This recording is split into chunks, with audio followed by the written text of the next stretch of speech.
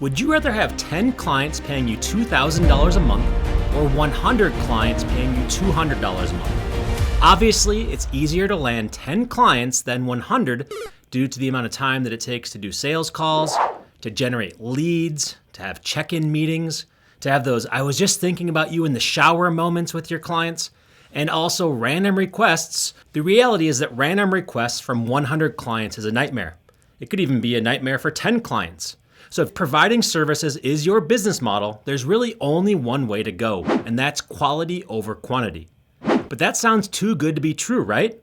Yeah, it sounds way too good to be true that you can just have this amazing set of quality clients and not have to rely on quantity because maybe you don't have any leads to speak of. Maybe you don't have a pipeline for your services. Maybe you're struggling with what's going on in your business. And you might say, that's not my reality. I can't charge more. Well, that's what this video is all about. So how can we charge more and ditch the $200 clients? Well, I'm going to explain 5 ways that I used at my agency to charge premium rates that eventually allowed us to exit the agency for 8 figures in 2021. And as I get into these methods, note that my business was not an overnight success. It took many years to get things right. But the biggest thing that kept us profitable along the way was consistently raising our prices as our demand outpaced supply. So here are 5 ways to charge more for your services. Number 1 is to streamline your offer. Turning your most frequently offered and most profitable service into a low-risk offer using a method that I call service stacking lets you immediately bake in profits and helps you avoid scope creep so you can stay profitable right away in your business. But when I say streamlining, I'm not telling you that you need to be boring. Yes, you want to customize your services to some degree. Think about it like providing semi-custom projects. Now, I just built a house. You can see behind me, I just built this house, and there's some cool things in this place. The bourbon room is awesome, but the house actually came from a standard plan. The floor plan was pretty much set in stone by my builder before he'd even build the house. But I had a choice as to whether I use this room as a home theater or as my bourbon speakeasy room, right? I had a choice as to what color I wanted to paint the walls. I had many choices along the way, and the thing is, the builder was able to do this successfully because the choices weren't changing the entire architecture of the house. It was really just saying, how do you want to finish off your rooms? And I would treat my business the same way because being custom, it does allow you to charge more, but too much customization will quickly lead to scope creep and unprofitability. And that's true even if you start out profitable with your initial offer using service stacking. Now, the good news is that your streamlined service is one that you're already doing. So you can take what you're good at, turn it into a template to use as an example, and deliver on time and on budget. So here's an example from my world of Google Ads. Now, say that you want to help somebody with their Google Ads. There's really 3 low-risk offers you can provide them. You can give them an audit of their current performance, you can train them on how to do this themselves, and you can set up a strategy for how you would go to market. It could even be an entire new account build. And then after these projects, you stack in the next logical step, which is usually an implementation offer or some kind of retainer to start working with them. Maybe it's a 2 or 3 month commitment on top of that first project. And then you tell them, okay, well, the final frontier is that we take over all of your digital marketing because there's a lot of synergies between these different platforms and what we can do for you. Okay? And that's what we call a service stack. And once you've built out a service stack, you've set the table for your next project that includes more responsibility, money, and trust from your client. Now, service stacking might not be right for every single service that you provide, and that's okay. You can save that custom work for later on once your relationship has been established. But for 99% of service providers, a streamlined, low-risk offer is the way to go with the first thing you offer using a service stack. Okay, the number 2 technique is upsells. Now, most people think of upsells as only for products, something that you'd buy online, but they absolutely work for services, especially if you've streamlined your low-risk offer. Now, this upsell is a natural part of your service stack, and it can be implementation work for your strategy or for your audit. You can actually sit a strategy on top of the initial training you did, or you can even take over from another service provider and set your hooks with the client. Or it can be something totally different that the client didn't realize they needed, something that emerged only after you delivered your low-risk offer. So why should you upsell? Well, because it gives you a green light to charge more for your services while providing real value to clients. For online retailers, it's not uncommon to see as much as 50% of buyers go for the upsell.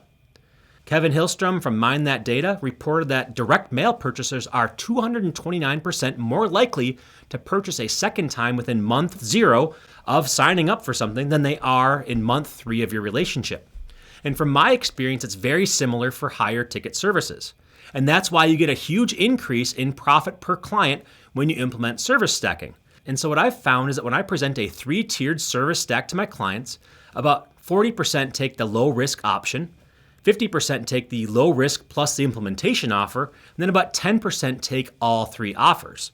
Now, this isn't just my experience talking. This data is supported by a study from Bain Consulting that says a 5% increase in customer retention produces more than a 25 to 95% increase in profit.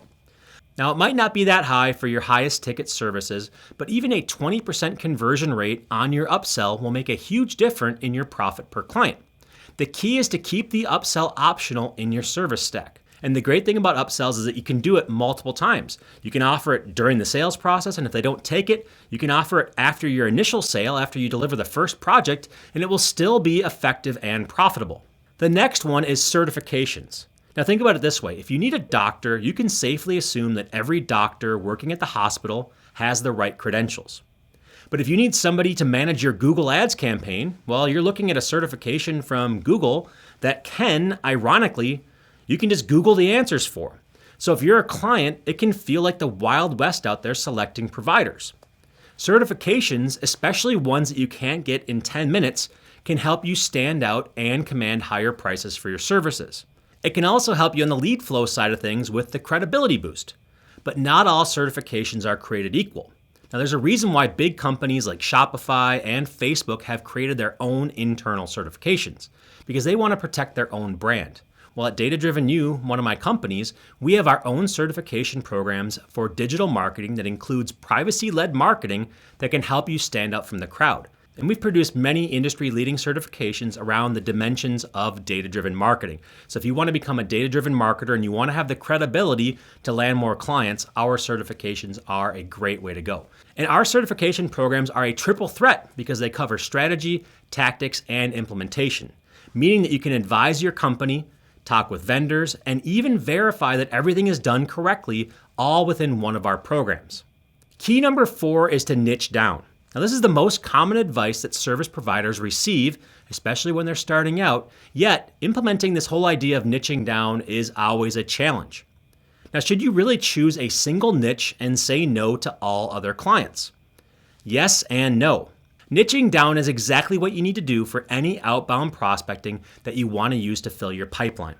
Because you can't target everyone in the world, so choosing an industry need or a service need or other niche focus will make your prospecting more effective. But that does not mean you can't take on opportunistic revenue opportunities from other industries. So say that somebody comes in through your lead form on your website or sends you a message and says, hey, what can you do? And they don't work in a niche that you're really comfortable with. Well, if they have money in hand, you can take on that client and you can do services for them, and it will probably be really profitable because you didn't have any cost of acquiring that customer. Inbound leads are still highly profitable when you get them. They just aren't as reliable because you can't predict when they come in.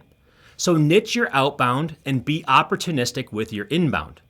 And for both, please make sure you implement service stacking to get the best results. And then number 5 is to focus on the client's return, even if it's not in cash. The last technique that I learned that helped me add a few zeros to our company's income was a simple calculator that showed the ROI potential of our services. Now, the first calculator that I created, it showed how much return a client can get from Google advertising. And the way that it worked is pretty cool. I called it our $1 million sales tool because we went from, selling $1,000 deals to suddenly having multiple millions of dollars in additional revenue at our agency on an annual basis. And it was all using this technique. And it's so simple that you can do it right away, okay? First of all, we asked our clients or our potential clients their numbers. Then we put them into a spreadsheet live in front of them. And then we asked if their numbers were accurate and scalable. And they said yes, almost always, right? Then we showed them how much profit they would generate if we spent money generating leads for them. And the result was a compelling argument that was impossible to refute. Because even if things looked half as good as they saw in the spreadsheet with their own numbers, They still generate more money doing this than doing nothing at all. So in other words, we reframe the conversation to the point that they are losing money by sitting on the sidelines. And nothing creates urgency more than a fear of losing out, or a FOLO as I call it. And you can use FOLO as a way to create an indefensible sales strategy. Okay, so these are 5 breakthroughs that I had in my journey that allowed my agency to charge more for our services, and I hope you enjoyed hearing them. So I have a question for you. Which one of these have you already implemented, and which ones are you going to implement now that you've watched this video? Let me know in the comments. And the calculator that I just talked about, that was the reason alone that I was able to manage $20 million in Google ad spend within a few short years of getting started. Talk about implementing a data-driven sales technique. And I'm going to leave you with this. If you're interested in charging more and you want to get started, here are 3 ways to get started with charging more for your services. Number 1 is to get your certifications to prove that you know what you're talking about in the ever-changing world of digital marketing. My company, Data Driven You, will help you earn certifications in the 5 dimensions of digital marketing, while also focusing on both strategic insights and hands-on tactical implementation, so you can become a triple threat in your business by knowing how to walk the talk. And I recommend that you get started by downloading our privacy-led marketing handbook at ddu.ai/privacy-led. Number 2, read my book on service stacking and learn exactly how you can implement it before your next sales call. And if you want even more ways to add value and charge more, including some that will take you literally 10 minutes to do, I put together an entire book teaching you the service stacking method, including examples of agencies putting this into action.